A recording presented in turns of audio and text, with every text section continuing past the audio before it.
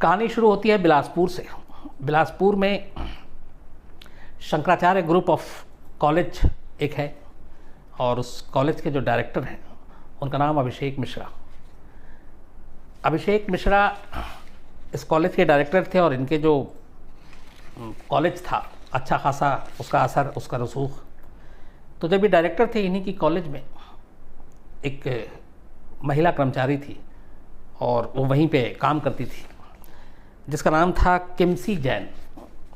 तो साथ में काम करते हुए किमसी जैन और अभिषेक मिश्रा दोनों नज़दीक आ जाते हैं, दोनों में एक रिश्ता बनता है। धीरे धीरे वक्त बीतता है, लेकिन इसी बीच में किमसी जैन की शादी कहीं और हो जाती है, अभिषेक मिश्रा की भी शादी कहीं और हो जाती है। कायदे से अब दोनों को अलग हो जाना चाहिए, रिश्ता ख़त्म, क्योंकि दोनों की शादी हो चुकी थी, लेकिन ऐसा होता नहीं है।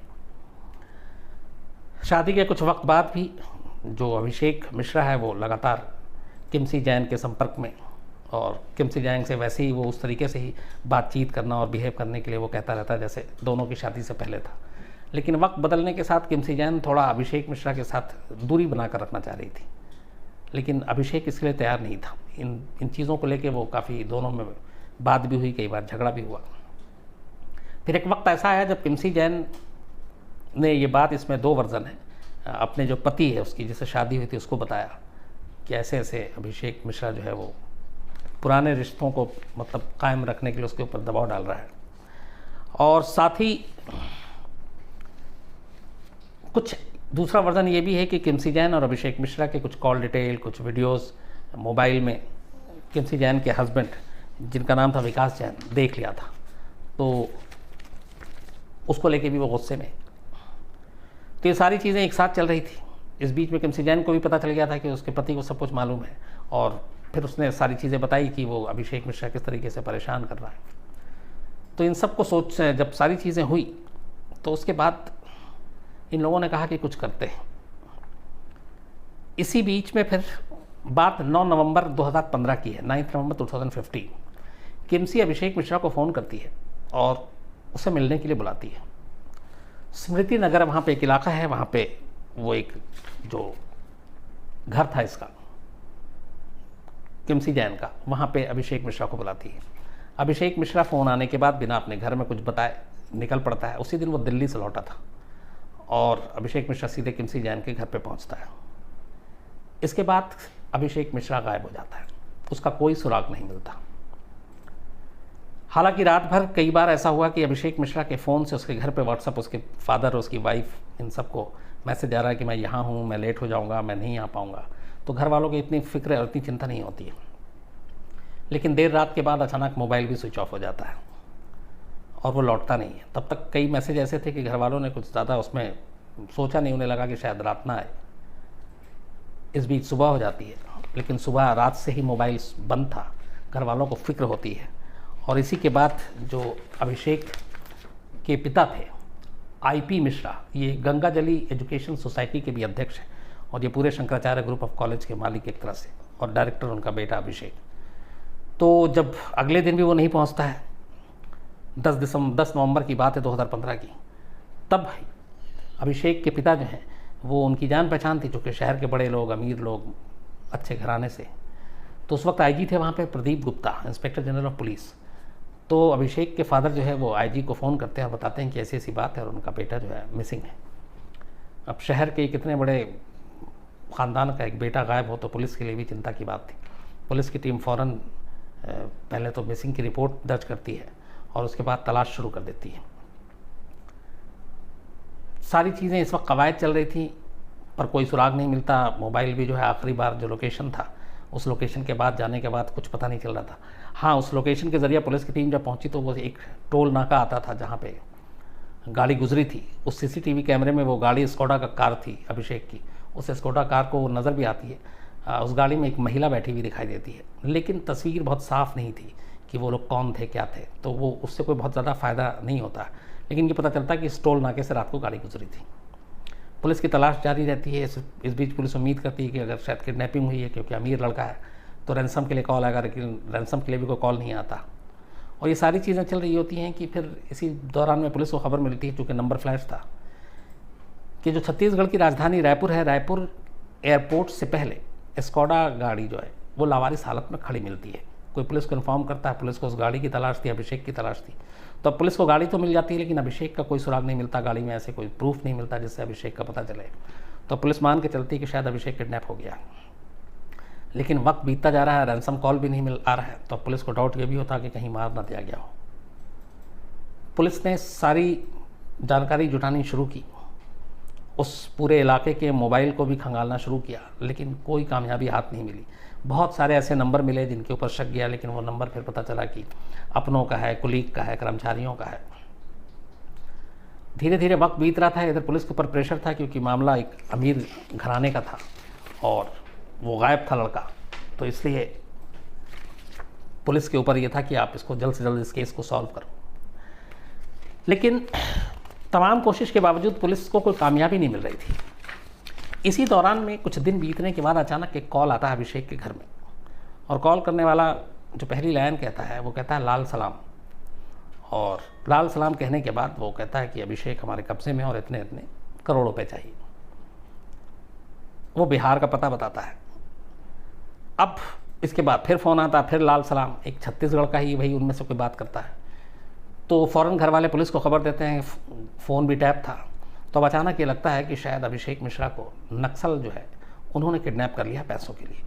नक्सल ऐसे बहुत सारी कार्रवाई करते हैं पैसों के लिए, बहुत सारी किडनैपिंग की भी उनकी कहानियाँ हैं। तो अब लाल सलाम के बाद पुलिस को ये डाउट होता है कि इसमें कहीं ना कहीं नक्सल का है। लेकिन अब तक की पुलिस की जो तफ्तीश थी, जो पूरी टीम लगी हुई थी, बाकायदा SIT टीम बना दी गई थी, होम मिनिस्टर अब तक राजनाथ सिंह, उन्होंने भी इसमें मतलब उन्हें भी चिंता हुई और उन्होंने छत्तीसगढ़ पुलिस से कहा कि इस मामले की सही से जाँच हो। तो पुलिस की अपनी इन्वेस्टिगेशन की कोई भी लाइन, कोई भी ऐसी चीज़ ये साबित नहीं कर रही थी कि अभिषेक मिश्रा को नक्सलियों ने किडनैप किया है।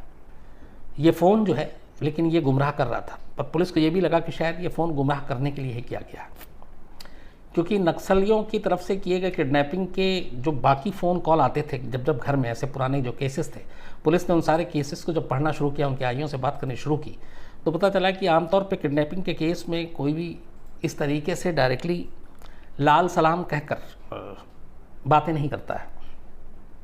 वो कभी बीच में कोई डायलॉग या कोई जुमला आ सकता है, लेकिन शुरुआत और क्लोजिंग बातचीत की वैसी नहीं होती। तो इसका मतलब है, और ये छोटी छोटी चीज़ें हैं कि कब कौन कब कैसे बोलता है, कहाँ बोलता है। तो इसके ऊपर जब पुराने केसेस के ऊपर नज़र दौड़ाई गई और ये वाली बात जब घर वालों ने बताई कि वो लाल सलाम, उसने फ़ोन उठाते ही पहली लाइन यही थी, तो फिर पुलिस को लगता है कि ये गुमराह करने की कोशिश है कोई और, वो डालना चाहता है नक्सल पे। तो इन चीज़ों ने फिर पुलिस का नक्सल की तरफ से भी थोड़े दिन उन्होंने हालांकि उस पर भी पूरी इंक्वायरी की, क्योंकि कोई रिस्क नहीं ले सकती थी पुलिस, और सारी चीज़ें देखी जहाँ पे आखिरी कॉल डिटेल ये, लेकिन नक्सलियों का कोई रोल, कोई हाथ इसमें मिला नहीं। तो पुलिस को लगा कि है ये कुछ अलग ही मामला। इस दौरान में अब पुलिस की अपनी जांच चलती रही। पुलिस ने लगभग लाखों फ़ोन कॉल डिटेल्स को खंगालना शुरू किया था, काम दे रखा था, और इसी काम के दौरान वो फ़ोन को शॉर्टलिस्ट करते गए।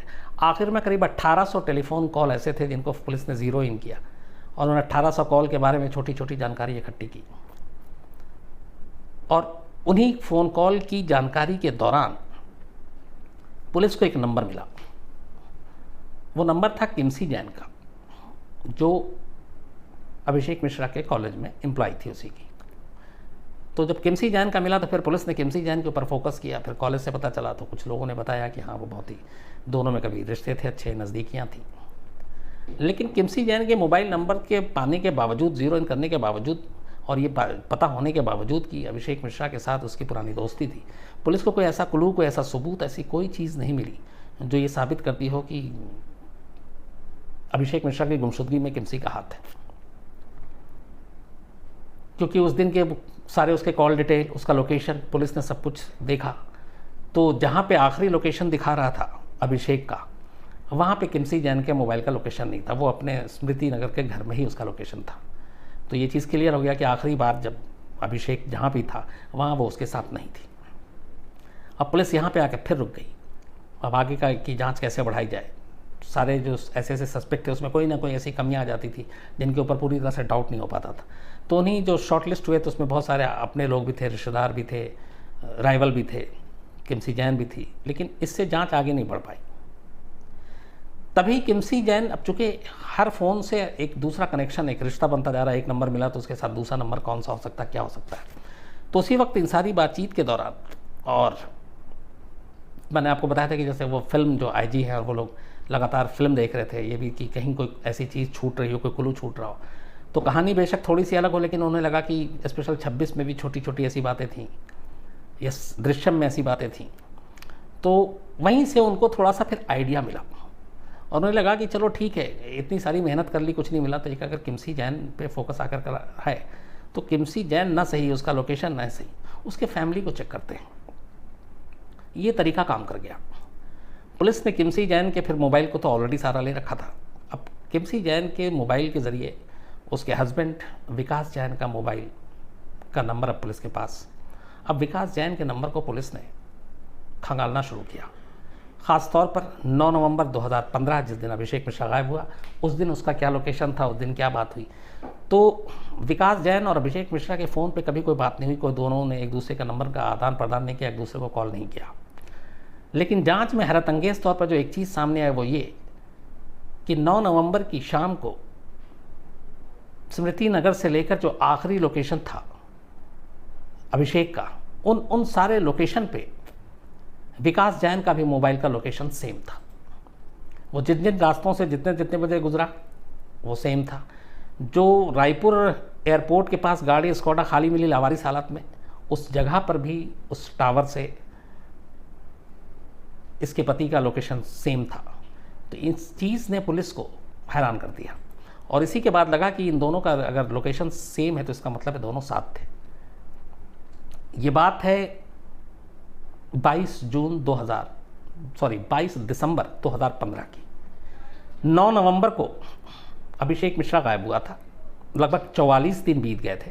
22 दिसंबर 2015 की रात थी जब पुलिस को दोनों के लोकेशन एक साथ होने का पता चला। पुलिस की टीम फ़ौरन पहुंचती है और जो विकास जैन है किमसी जैन का पति, उसको बुलाकर पूछताछ के लिए अब दफ्तर लाती है। उस दिन किमसी जैन दिल्ली गई हुई थी और उसका एक बच्चा था, करीब बेटा 2 साल का, छोटा सा, 2 साल से भी कम उम्र। पुलिस लाती है, पूछताछ करती है, लेकिन विकास जैन सारी चीज़ों से इनकार करता है।